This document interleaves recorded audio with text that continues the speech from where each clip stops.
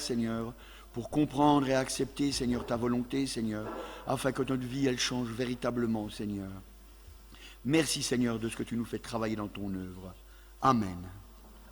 Voilà, gloire au Seigneur, alléluia. Je suis toujours heureux, alléluia, de venir à Nancy, vous savez.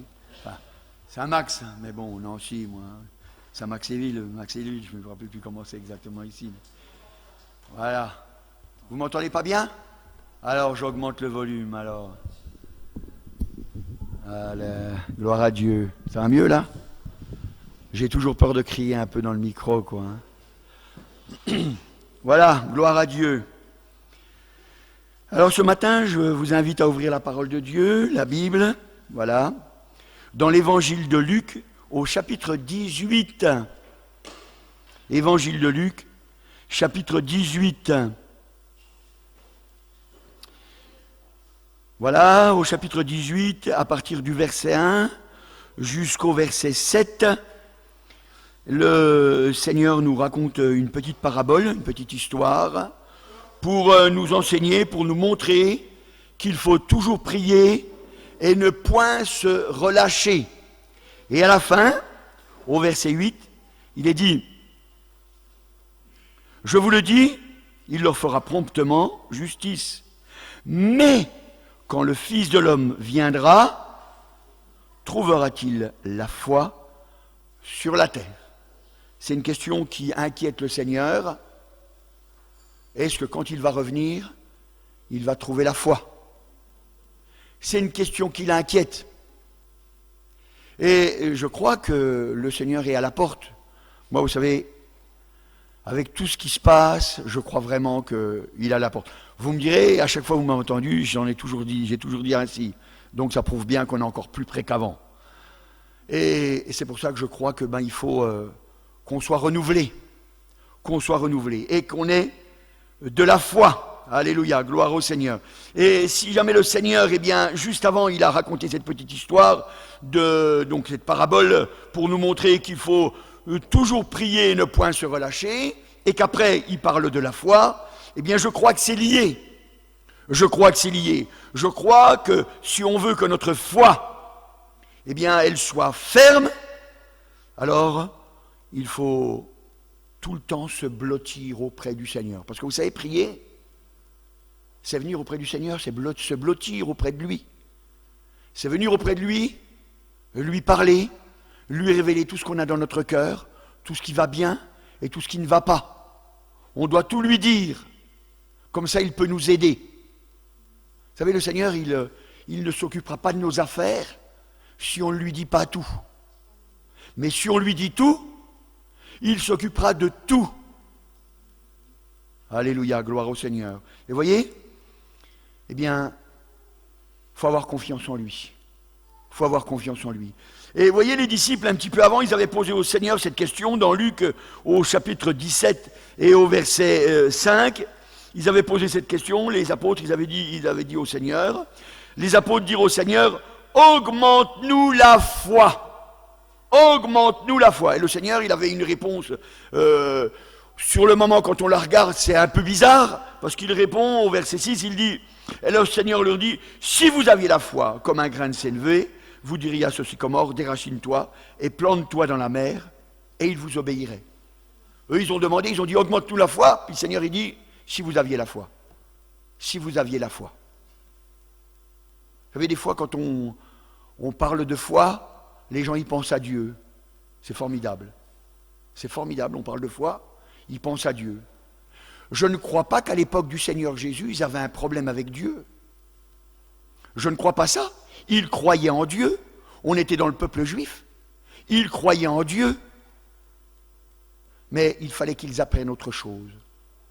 Et aujourd'hui encore, on peut parler de Dieu dans la rue. On peut parler de Dieu avec les gens. Et il n'y a pas de problème, on nous écoute. Mais parlez de Jésus, vous allez voir, là ça va changer les choses. Parlez de Jésus, ça va changer les choses. Et vous voyez, c'est pour ça que le Seigneur Jésus, à ce moment-là, il leur a dit, si vous aviez la foi, c'est la confiance. si vous aviez cette confiance que c'est vrai, que ce que Dieu dit, que ce que Jésus accomplit, c'est vrai, alors c'est vrai. Le sycomore, il n'y a pas de problème. Il ira se déraciner, il ira se planter dans la mer. Et le sycomore, c'est le problème qu'on a dans le cœur. Ça a des racines profondes, ça monte très haut. Et ça nous empêche de voir au loin. Ça nous empêche de regarder. Et pourtant, la parole de Dieu, elle est très claire. Elle est très claire. Elle nous dit que quand on n'a pas la foi, eh bien, il n'est pas possible de lui être agréable. Et non seulement il n'est pas possible de lui être agréable, mais la Bible, elle nous dit, regardez voir dans Actes au chapitre 3, Actes des Apôtres au chapitre 3 et au verset 16,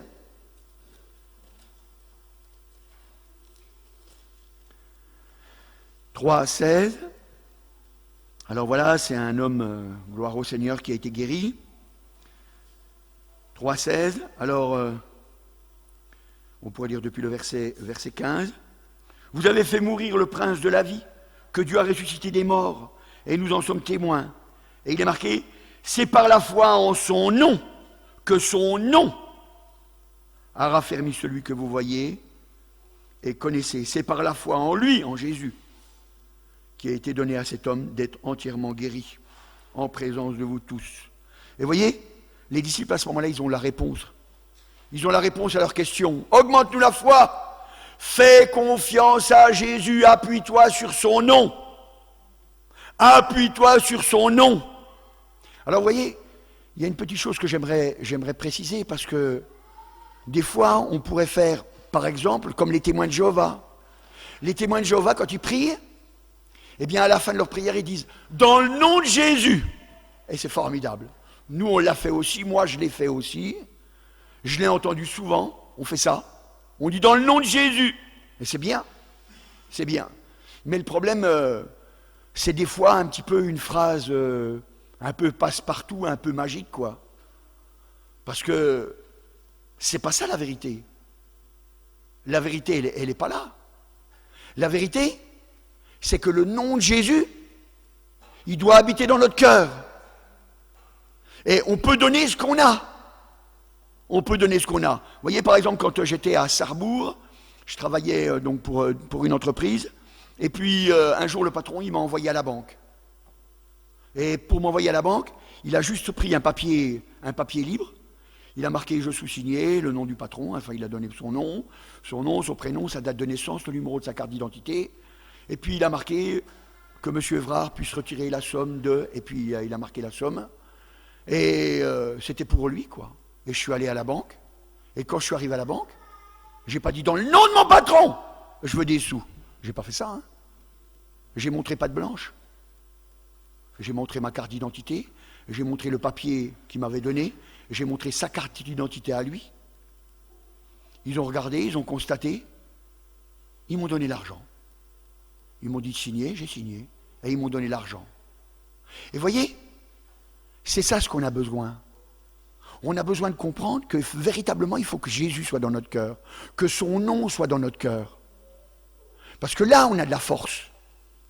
Là, on a de la force pour venir. Là, on a de la force pour demander. C'est pas une parole. Dans le nom de Jésus. Et puis après, on est déçu. On est déçu. On prie, on demande et on ne reçoit pas. Parce qu'en réalité, on n'a pas la foi. On n'a pas la foi. C'est-à-dire, on n'a pas cette confiance. On croit que c'est quelque chose de magique. Mais ce n'est pas magique. C'est pas magique. Nous devons croire que ce nom, il nous change, il nous transforme. Et quand on croit que ce nom nous change, nous transforme, alors à ce moment-là, ça ouvre les portes. Ça ouvre les portes du ciel. Parce que la Bible, elle nous dit, regardez voir dans Ésaïe au chapitre 59, parce que c'est quand même important de ne pas l'oublier, parce que souvent on oublie ces choses-là, on dit plein de choses, mais on oublie les choses essentielles. Ésaïe chapitre 59, et au verset 1, il est marqué « Non, la main de l'Éternel n'est pas trop courte pour sauver, ni son oreille trop dure pour entendre, mais ce sont vos crimes qui mettent une séparation entre vous et votre Dieu, ce sont vos péchés qui vous cachent sa face et l'empêchent de vous écouter. C'est le péché. C'est le péché. Et c'est pas parce qu'on est venu au Seigneur une fois qu'on n'a plus de péché. C'est pas parce qu'on est venu au Seigneur une fois qu'il n'y a plus de péché. Vous savez, c'est comme quand on laboure un terrain. Ben, quand on laboure un terrain, avant de commencer à labourer, on commence par retirer vraiment les énormes pierres, les gros cailloux. Et c'est ce qu'on voit. Puis quand on laboure, ben, il y en a d'autres qui surgissent. Ben, vous voyez, nous, quand on vient au Seigneur, eh bien, il y a des péchés qui surgissent. Des péchés qui étaient enfouis. Des péchés qui étaient cachés. Des péchés qu'on ne se rendait même pas compte. C'est pour ça que dans l'Ancienne Alliance, on faisait même des sacrifices pour des péchés qu'on ne savait pas qu'on avait faits. On ne savait pas qu'on les avait faits, mais on faisait des sacrifices pour. Parce qu'on voulait que ça ressurgisse. On voulait que la vérité elle ressorte. Et à ce moment-là, on a confiance. On a confiance. Parce qu'on voit que véritablement notre Seigneur nous transforme. Il nous change, il nous fait voir véritablement comment on est. Et on a besoin de savoir comment on est. Parce qu'autrement, on s'illusionne. On s'illusionne. C'est pour ça que la Bible, elle ne nous cache pas, vous savez, elle ne nous cache pas la vérité. Elle nous dit absolument tout, parce qu'elle veut vraiment nous emmener dans la gloire. Elle veut véritablement nous emmener dans la gloire. Alors elle veut qu'on croie, qu'on ait confiance en lui, alléluia. Et si on a véritablement confiance en lui, alors, c'est vrai. On ne doutera pas de sa parole. On aura confiance. On aura confiance. Vous savez, c'est comme Abraham. Il n'a pas douté la parole du Seigneur. Et parce qu'il n'a pas douté, eh bien, toutes les familles de la terre ont été bénies en son nom. Et nous sommes bénis parce qu'un homme, un jour, a voulu croire jusqu'au bout. Il s'est souvenu. Il s'est souvenu, qu'est-ce que Dieu m'a dit? Qu'est-ce qu'il m'a dit? Il m'a dit, tu vas être béni en Isaac. Pourtant, Isaac, ben, il allait lui trancher la gorge. Il allait lui trancher la gorge. Mais il a dit non, non. Dieu est puissant, même pour ressusciter mon fils. Il a dit que ça serait en lui. Il m'a dit de le faire, je vais le faire. Il a eu confiance. La Bible a dit, il ne douta point par incrédulité. Il a eu confiance. Et nous, c'est ça qu'on a besoin. Combien de fois on vient, on demande, Seigneur, exauce-moi, exauce-moi, exauce-moi, et puis on ne reçoit pas. Parce qu'on ne croit pas. Vous savez, le Seigneur Jésus, on ne va pas le lire, mais dans Matthieu au chapitre 13 et au verset 58, on voit que le Seigneur Jésus, il ne manquait pas de puissance. Eh bien, il ne put faire aucun miracle à cause de l'incrédulité. Les gens, ils n'avaient pas confiance. Ils avaient Dieu devant les yeux. Ils avaient Dieu devant les yeux. Et pourtant, ils n'obtenaient rien. Ils n'obtenaient rien. La femme à la perte de sang, elle l'a obtenu. Et pourtant, toute la foule qui était là et qui touchait cette femme, qui touchait le Seigneur, je veux dire, eh bien, ils n'ont pas obtenu comme cette femme. Ils n'ont pas obtenu comme cette femme. Parce qu'ils ne croyaient pas. Ils croyaient à un truc. Et les trucs, ça ne nous fait pas avancer. Ça ne nous fait pas avancer. Donc, si on veut véritablement croire, il ne faut pas qu'on oublie qu'il faut qu'on se débarrasse de notre péché. On doit s'en débarrasser. Vous savez, les anges, dans la présence de Dieu, ils ne disent pas « Amour, amour, amour !» Ils disent « Saint, saint, saint est le Seigneur !» Et sans la sanctification, nul ne verra le Seigneur. Et pour se sanctifier, il faut croire. Il faut croire. Il faut croire que ce qu'il a dit, c'est vrai. On se sanctifie, on cherche à changer. Vous savez, je ne suis pas là pour accuser. Je suis là pour vous encourager. Et c'est pour ça que je vous le dis. Parce qu'il faut qu'on soit conscient de ce qui se passe. Nous n'avons pas à lutter contre la chair et le sang.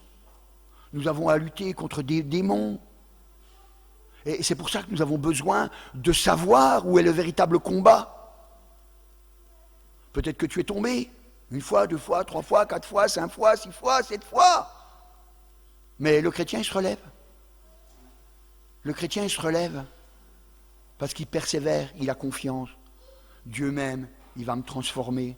Il faut que je vienne à lui. Pourquoi, Seigneur, est-ce que je ne suis pas vainqueur? Il faut que je vienne à toi, Seigneur. Tu vois, Seigneur, j'aime mon péché plus que toi. Il faut que tu changes ma vie. Il faut que tu changes mon cœur. Il faut que tu me transformes. C'est ça ce qu'on a besoin. C'est ça ce qu'on a besoin. Et si jamais on veut que notre foi elle grandisse, c'est là, dans la présence de Jésus. Parce que c'est le seul nom qui nous a été donné, nous dit la parole de Dieu. Le seul nom, il n'y a pas d'autre nom qui nous a été donné. C'est dans les Actes au chapitre 4 et au verset 12. Pas d'autre nom par lequel on peut être sauvé. Seulement le nom de Jésus. Donc nous, notre foi, elle doit être basée sur le nom de Jésus. Et si on veut le nom de Jésus véritablement, il faut qu'il soit avec nous, il faut qu'il vive avec nous. Il ne faut pas que ce soit une expérience d'il y a 20, 30 ou je ne sais combien d'années. C'est une expérience. Nous voyez par exemple à Agen, nous ce qu'on fait, eh bien on encourage les gens à faire des expériences dans la semaine. Et puis à la fin de la semaine, le dimanche après-midi, eh bien chacun notre tour, un par un, on dit l'expérience qu'on a fait avec le Seigneur. Ça oblige à faire des expériences dans la semaine. Ça oblige. On dit, ah ben non, faut que je fasse des expériences avec le Seigneur. Ça nous oblige à rechercher sa présence. Et on voit que les gens, ils changent.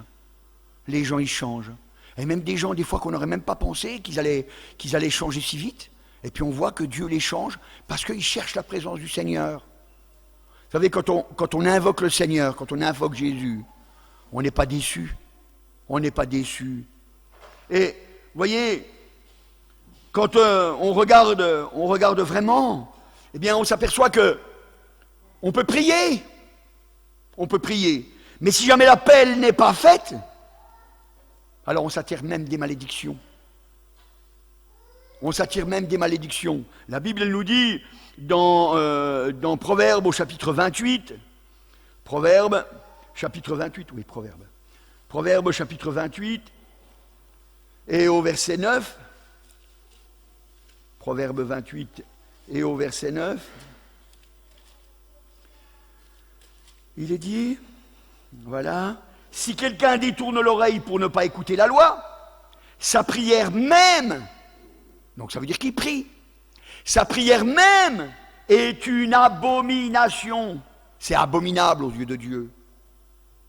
C'est pour ça qu'on a besoin de Jésus. C'est pour ça qu'on a besoin de Jésus. C'est pour ça qu'on insiste tant sur Jésus. Dieu, vous en entendrez toujours parler. Les religions parlent de Dieu. Les religions parlent de Dieu. Mais Jésus, c'est autre chose. Jésus, c'est autre chose. Alors, c'est vrai, vous allez me dire peut-être, oui mais, alors il suffit simplement de parler du Seigneur Jésus. Je vous dirais presque oui. Mais voyez, il y a un presque.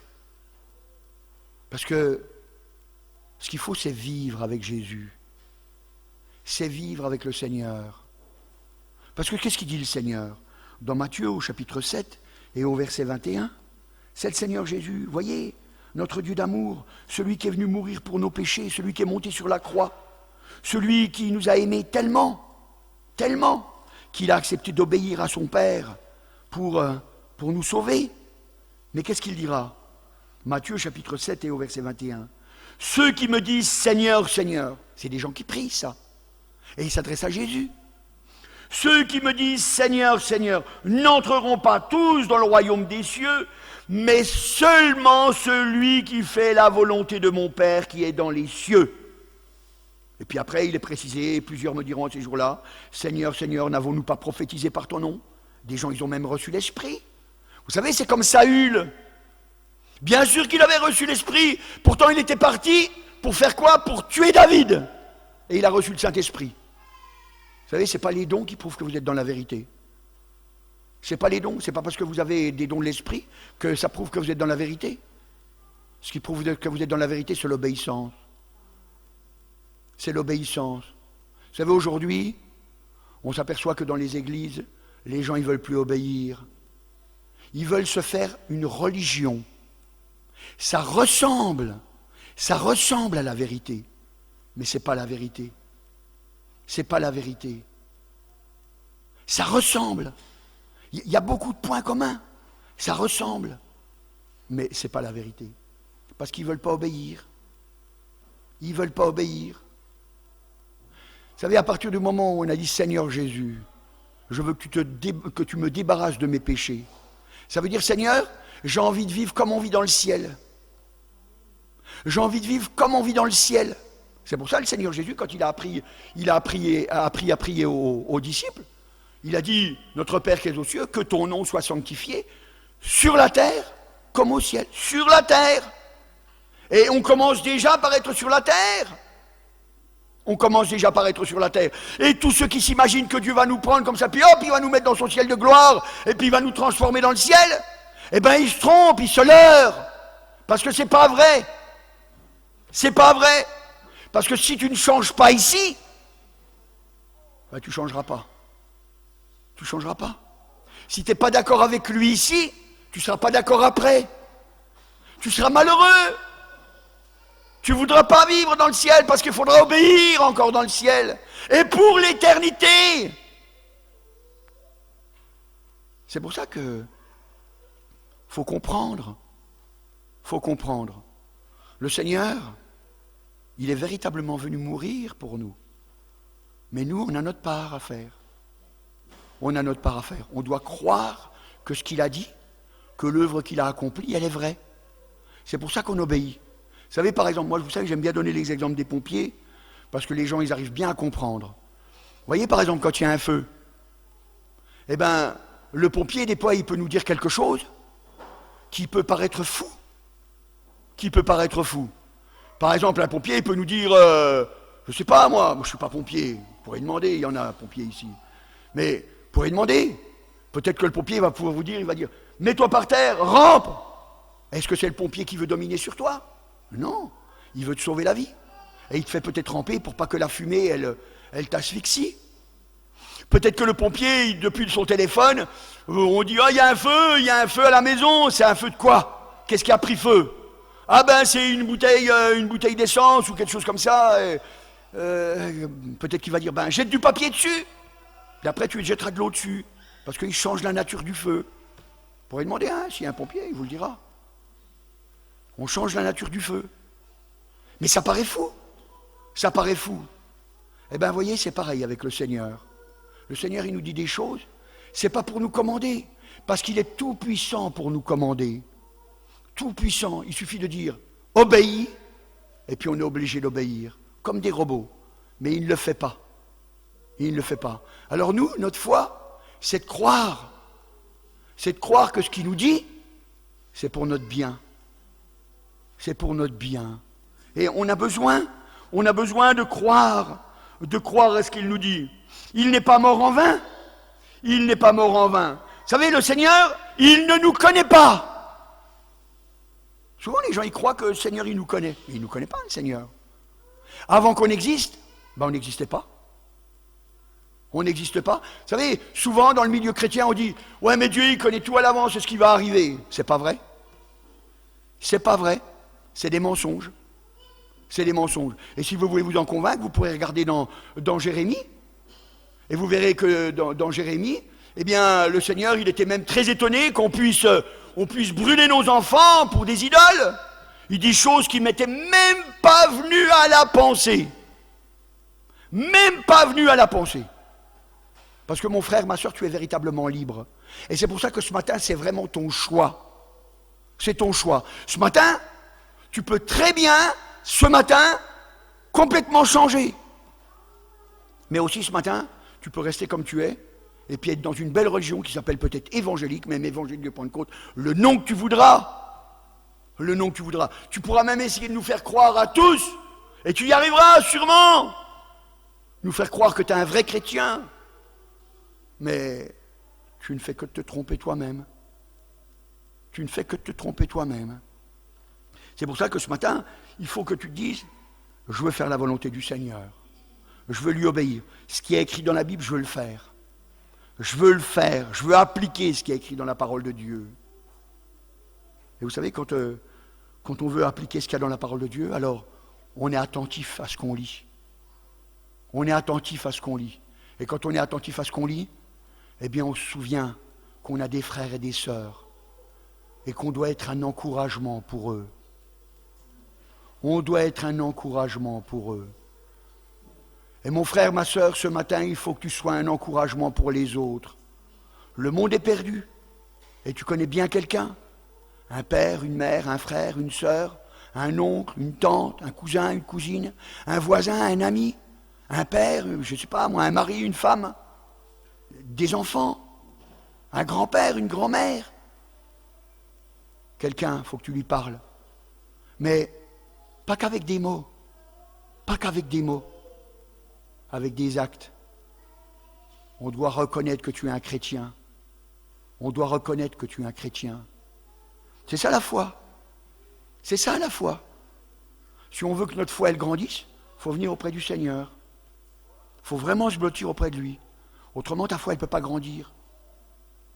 Parce que tu sais, hein, quand une épreuve va venir, quelqu'un va te dire peut-être quelque chose de désagréable, eh bien, tu vas peut-être répondre de la même façon que la personne t'a parlé. Et tu vas t'apercevoir que c'est pas chrétien. C'est pas chrétien. Alors il va falloir que tu viennes auprès du Seigneur, puis que tu lui dises, Seigneur, tu vois, j'ai encore beaucoup de choses à changer. Et il faut que tu m'aides. Et plus on s'approche du Seigneur, plus notre cœur y change. Vous savez, c'est comme quand on prend un morceau de métal et puis qu'on le met dans les braises. Si on le laisse suffisamment longtemps dans les braises, eh bien à un moment donné, quand vous sortez le morceau de métal, eh bien il est en fusion comme les braises.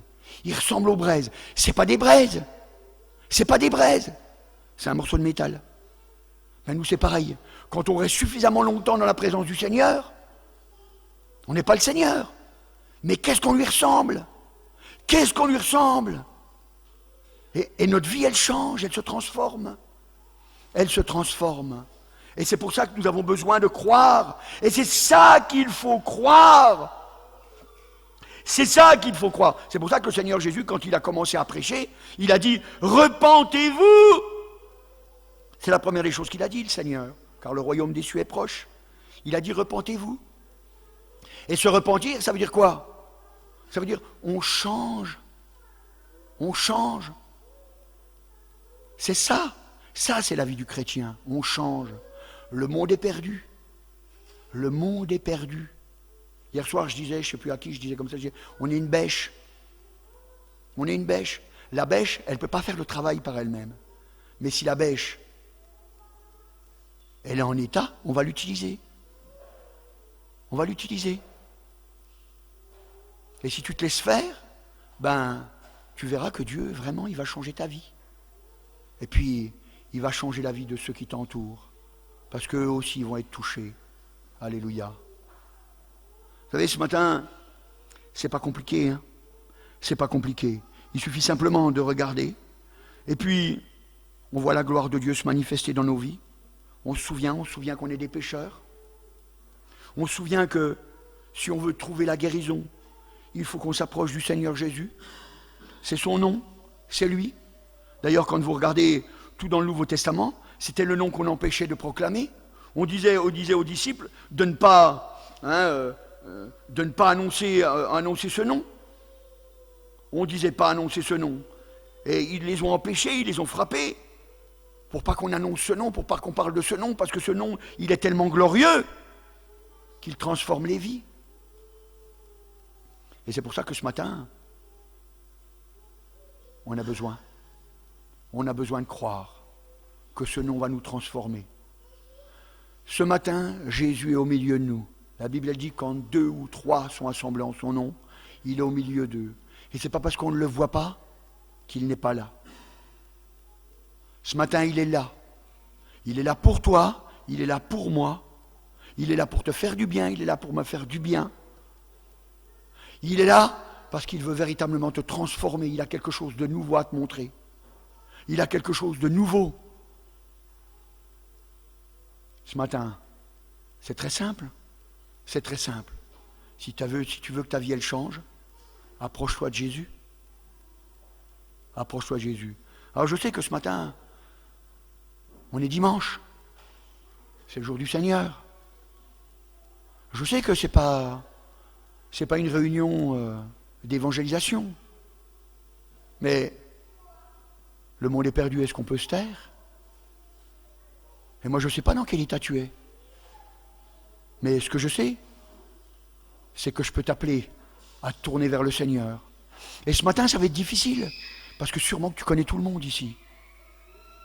Mais moi, je te dis de te tourner vers le Seigneur, de t'en moquer de ce que les autres vont dire. Parce qu'un jour, quand on va passer devant le jugement, le monde sera là aussi. Ceux que tu aimes, ceux que tu connais, ceux avec qui tu as fait plein de choses, ils seront là. Et là, à ce moment-là, tout sera à nu, tout sera à découvert, il n'y aura rien de caché. Alors, ce matin, il ne faut pas que tu aies honte. Il ne faut pas que tu aies honte de t'engager avec le Seigneur. Alors ce matin, je veux quand même faire un appel.